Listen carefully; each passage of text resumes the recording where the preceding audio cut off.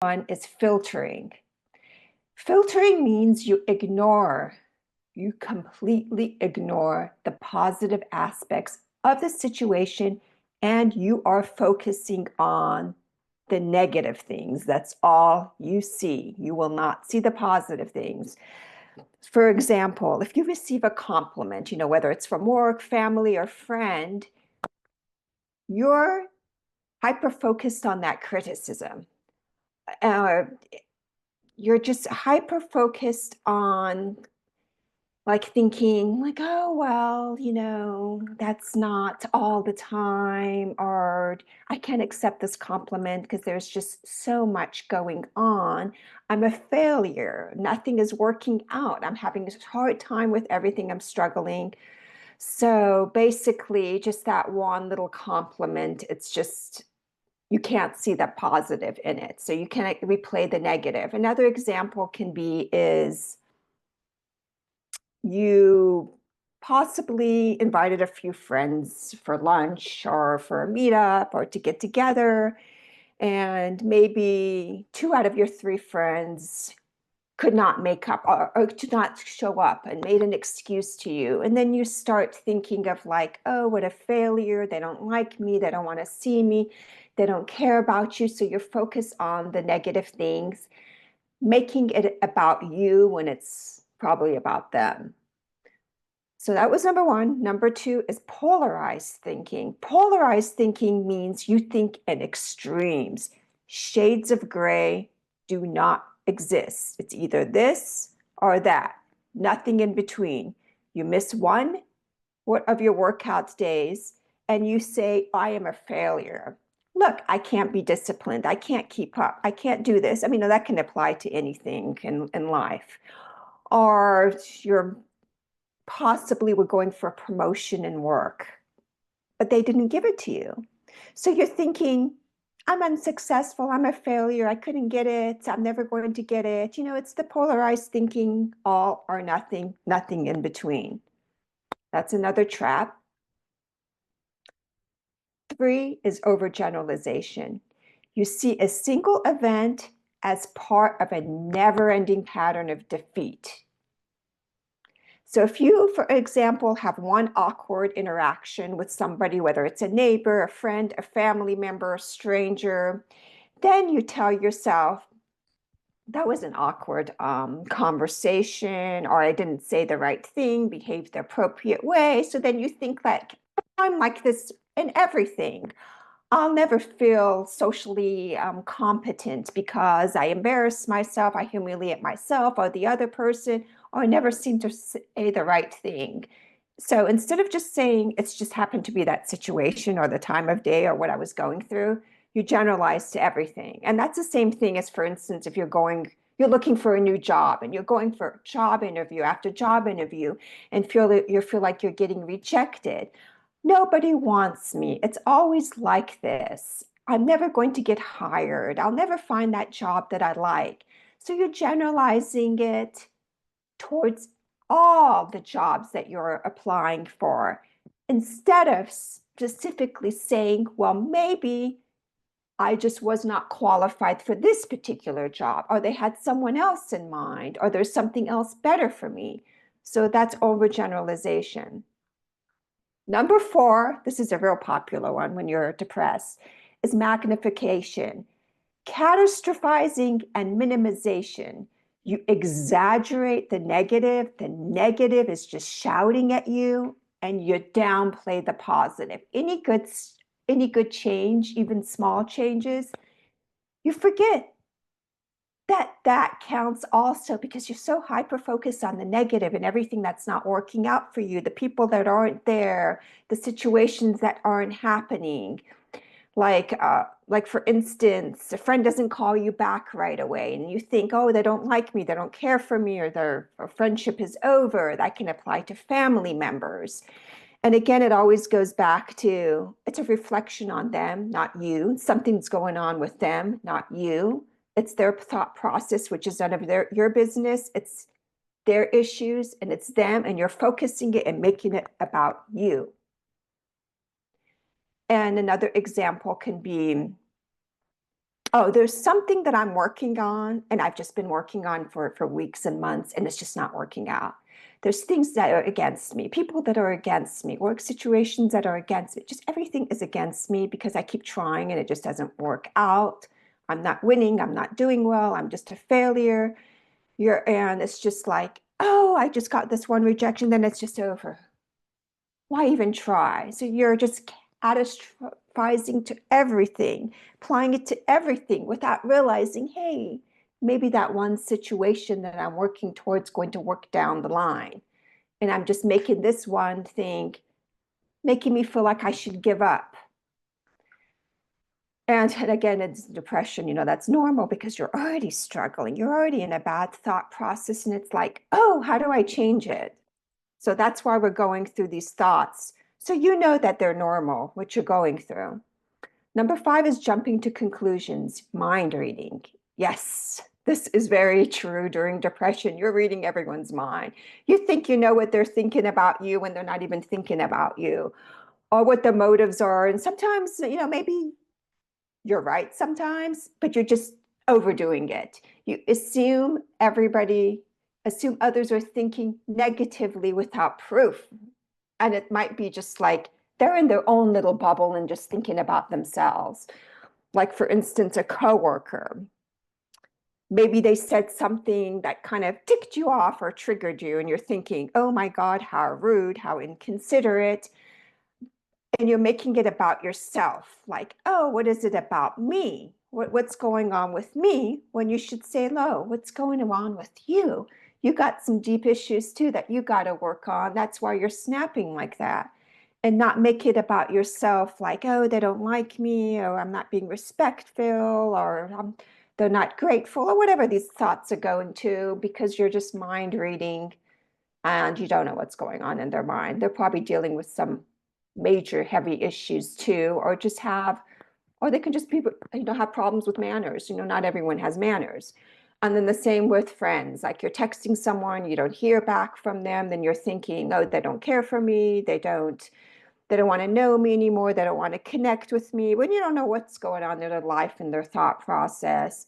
And if it's just something, again, with manners or etiquette, then you just have to sometimes accept, like, hey, not everyone has etiquette just because I do, or whatever reason. People are going to have their personal reasons, but don't take on that heaviness during your depression, because you already have enough heaviness than to deal with other people's issues and what they're trying to reflect from themselves on you, and then you have to absorb it, which is not healthy anyway. And sometimes it's just the best thing to do is just sweep them on by and say, like, hey, I'm working hard on my mental health, and that's what counts right now. Number 6 is jumping to conclusions. You're predicting, you're fortune telling. Are we all fortune tellers? No, I don't think so. You assume that, especially in depression, you're assuming there's a lot of events in the future will go badly without evidence. You think, hey, there's no point in applying to this job because I'm not going to get hired anyways. Why even try? Because I'm not going to get it anyway, or I'm not going to get my way. And you're predicting this without even trying. Then you should think, like, wait a minute, I haven't even tried. What's going on with me that I'm trying to predict something in the future when nobody knows? And another example would mean you cancel something, maybe cancel a trip, cancel an outing with a family or a friend, or cancel a pursuit, something that you're really interested in, you want to do. And you kind of talk yourself out of it because you're thinking already ahead. You're like, oh, it's going to be awkward. It's going to be a disappointing get together. It's just going to be just horrible. Why should I even go when you're again predicting the future when you don't know? Number 7 is disqualifying the positive. That's so typical when you're depressed, because that's why you're depressed. You're in this extreme negative state, and sometimes it's hard to get out. So you're not going to be counting on the positive experiences. Even if it's something like, hey, I got the promotion at work.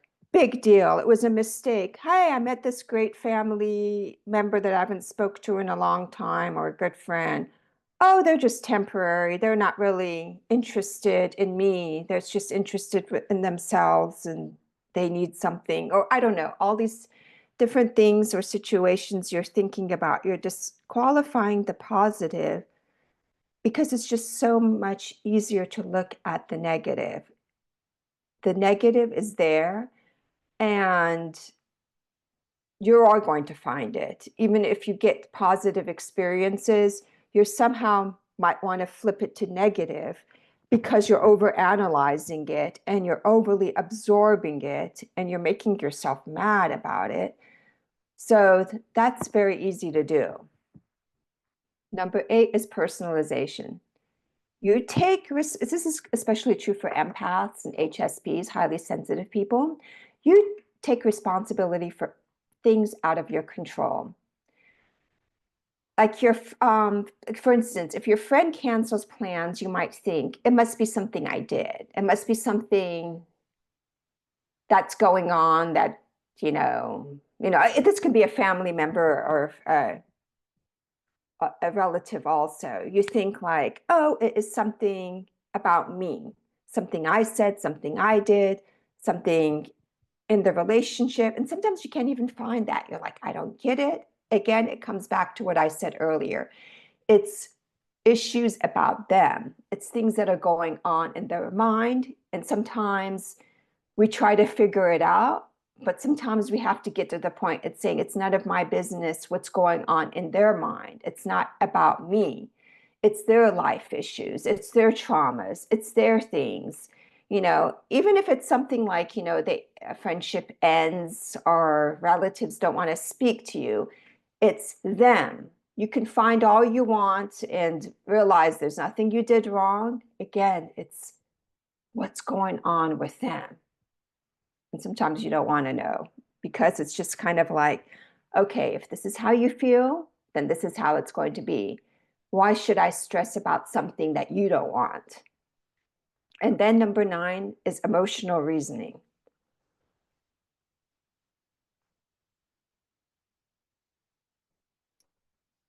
With emotional reasoning,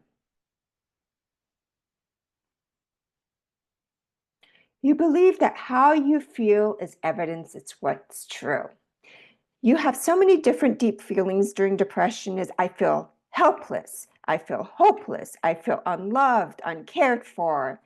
Um, I feel like the struggle's never going to end. I feel like I should give up and not should try. I feel totally anxious. I feel like I want to die. There's just so much heaviness. But sometimes your emotions are just rapidly going up up and down. And it's kind of hard to look and see what is reasonable or not, to see if there's evidence for it, because just the mind is just being stirred out of control. So you need, obviously all of these, it's requires help from a therapist, so for more reasoning or logical skills to help you work through it. Because sometimes in depression, you can't work through these on your own because your mind is tricking you. And it's like you have that battle in your mind. So I would definitely suggest to get help with working through these with a therapist until it becomes easier for you. Because eventually with time and with healing, you're going to be able to recognize these and identify them and work through them on your own without assistance. But you should get assistance for them while you're going through that deep state of depression. Number 10 is control fallacies. You feel either powerless or overly responsible for others. And I can see this for empaths and highly sensitive people. You blame yourself for everything. You blame yourself if there's something going on in the family, with a friendship, and you always feel like it's your job to be the helper, the rescuer, the fixer. Let me fix them. Let me fix the situation. Let me make it better. And then you feel helpless when you feel like no matter what I do, what I say, I have no control and I can't fix this because some relationships or situations are irreparable and it has nothing to do with you fixing it or helping it. You can just be holding your breath and doing that. But sometimes it's things and people, it's like, no, they must be pushed aside because I'm battling with things that are not and should not work in my favor. Because maybe the person is really a bad person or not a good person in your life anyway, no matter how you want to change it. The same with situations, even though I was talking more about people controlling fallacies. 11 is fallacy of fairness. You feel deeply upset when things don't seem fair according to your rules. You have certain standards and rules based on your values, maybe your upbringing and how you live your life, and you feel that other people should be the same. But it's not going to happen. People are not going to be the same as you. You can be the most polite person and the most generous, but you got to understand there's going to be rude people out there. There are going to be self-centered, narcissistic people out there. There are going to be mean people out there. They're going to be just people that aren't like you. That's just a fact. And unfortunately, in this world, you're going to have to deal with all sorts of personalities, whether you like it or not. And that's something you have to accept when you're going through depression, because there's going to the people are going to tick you off and say things you don't like. And again, it's a reflection on them. They just don't have the etiquette you do. And so it's not going to be fair, and they're not going to be playing by your rules. But that doesn't mean you should dump your values. You're still going to be working hard, and for your integrity and for your values, but just watching out not to be resentful, thinking like, hey, I work hard, why didn't I get the promotion? Or, hey, I did everything for this friend and the friend was rude to me or mean, or it could be a relative. Like, hey, I was there for them, everything that they needed. I stepped up to the plate and helped them, but they didn't do that in exchange. It totally dismissed me and ignored me. Again, it goes back to not expecting people to be like you. Again, there's going to be narcissists. They're going to be mean, self-centered people. They're going to be dismissive people. Expecting people not understanding your pain is just going to be a fact. That's just sometimes the world we're in.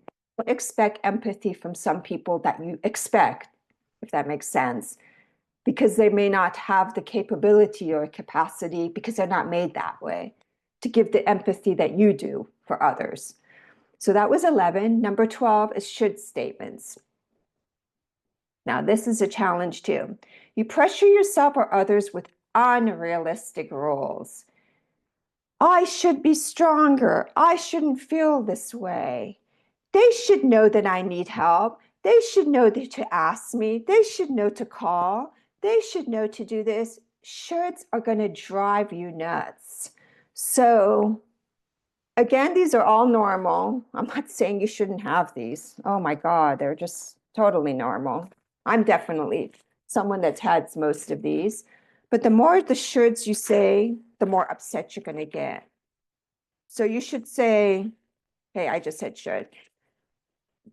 Understanding there's no such thing as shoulds.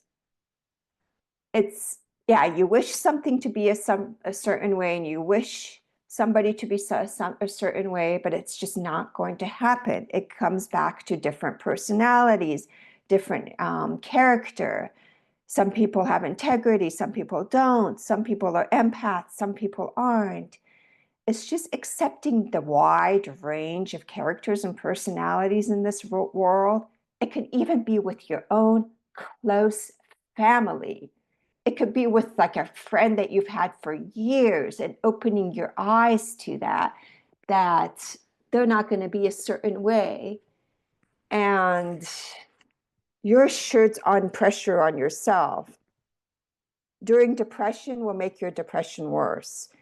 You should not have to be a certain way. If you're feeling extremely sad, extremely angry, extremely to the point of where you're surviving day to day, you don't have to tell yourself, I should be stronger, because then that's going to make you feel worse. You have to accept, of course, with getting help along the way, of where you are in order to improve. And now number 13 is labeling. You assign a global negative label to yourself and others. You make a mistake, you say, I'm such a loser. I'm not good enough. I just can't get things right. I make mistakes. A friend or a family member forgets about you. Oh, I must be a terrible person. Oh, I don't know why they're not talking to me anymore. I haven't done anything wrong. Again, go back to the points that I made earlier. I'll answer that. But you're giving one label to yourself and others, which is not fair. That's not fair. You don't do that. You don't criticize yourself for just something that's not working out. How is that going to improve your depression? It's not going to. So stop with the labeling, of course, except if it's really good labeling and encouraging yourself and saying that, hey, things are working out for me one day at a time, a small step. I'm smart, I'm efficient, I'm responsible. Good labeling is actually good. So number 14 is fallacy of change. You expect others to change in order for you to feel better. Gosh, I feel like I've covered this point, but again, it's with a family member. It can be with a spouse, a partner, a friend, anyone in the family. If they were more supportive, then I wouldn't be feeling bad all the time. And sometimes, unfortunately, it's you alone, and there's only so much another person can do for you, whether that's help, or sometimes you might feel ignored because they're not helping you. But either of those examples will make your depression worse. If you're expecting more than they can give, because some people can't give more than they're able to, or expecting them to help in a certain way of how you perceive it, but they just can't. They can totally ignore you, dismiss you, not talk to you again. But that does not mean that you should not be able to improve on your depression or get better. You can't base it on some other person's, again, character, personality, what they're able and able not to do. That's problems they have to look within themselves. You still have a responsibility for yourself to get better. Number 15 is blaming. You assign faults to others for your emotional state. I'm unhappy because of how my parents raised me. I'm depressed every day because I have a horrible boss or I have a horrible partner. And I admit some people can make your life hell, or people can be so unsupportive where it's just like a toxic home environment and you need to move or you need to get away, or you have bad friends. They're not doing anything to help you and they're just bringing you down. Or anyone can have ulterior motives and they're just not doing anything to elevate you. They're just bringing you're already down and bringing you more in a down state. You have to recognize that and get away from those people and stop blaming them, because if they are making you worsening the situation, it's your responsibility to say, I need to remove myself from that. I don't need that. You're blaming somebody that's constantly doing this. It's recognition and getting away from it. Number 16 is always being right. You feel you need to prove your correctness at all costs. Like, I know I'm right. If others don't get it, or if others don't agree, they just don't get it. Or you get defensive if your viewpoint isn't recognized, isn't taken with acceptance, because people always have different viewpoints. It's understanding that people are going to have different views than you and not personalizing it, making yourself angry. making yourself upset or worsen your depression because somebody refuses to understand your view. They're not going through your life. They're not going through your experiences. And at that point, they could be in a different part of life than you are. You're experiencing the hard, the rough stuff in life. Maybe that other person is not in that stage right now. So it's kind of hard to click or to understand each other, and you have to recognize that also. And finally, 17 is heaven's reward fallacy. You expect sacrifice to guarantee a reward and feel resentful when it doesn't. Like, oh, I've been a good person. I've helped anyone. Why is life treating me so bad still? Why are people so mean to me? I've been the one that's always helping and doing things and showing up. Or you feel like you've been loyal to someone, they haven't been loyal to you, then you feel bitter because your needs weren't met, or perhaps the relationship got strained and you never talk to each other again. And that dynamic can happen with family members. And it's just not how it works with some people. You know, there's givers and there's takers. You have to understand sometimes in your life, you might deal with a lot of takers. And again, that's a problem, an issue for them. It's not you. You can be the giver, and there are people that can take it for granted, take advantage of. And you always have to say in that situation, it's best, I'm glad the person walked away because I don't have energy for them and I don't want to give any more energy to them. Just be happy that that's over.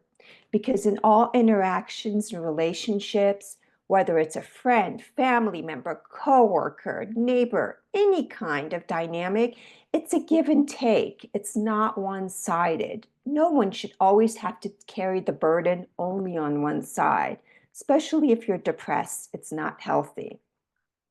So if any of these hit close to home, you're not alone. These are common thinking patterns that can develop slowly, especially during depression and long periods of stress. The good news, they can be challenged, reshaped, and replaced. I'm going to share with you 10 realistic ways to shift those distortions in the second part of the video. And even share a short guided exercise to get you started. So make sure you subscribe to my channel so you don't miss it. And this is open video. Open video means you share in the comments. You give me some of the examples of cognitive distortions that you were able to shift or that was constant in your life and you didn't know how to change it. I want you to share, and I want to also say thank you so much for joining me in this video. And I look forward to you coming back here because at Two Healing Minds, it's all about mental health. Thank you, everyone, and make this a good day. Healing is one day at a time.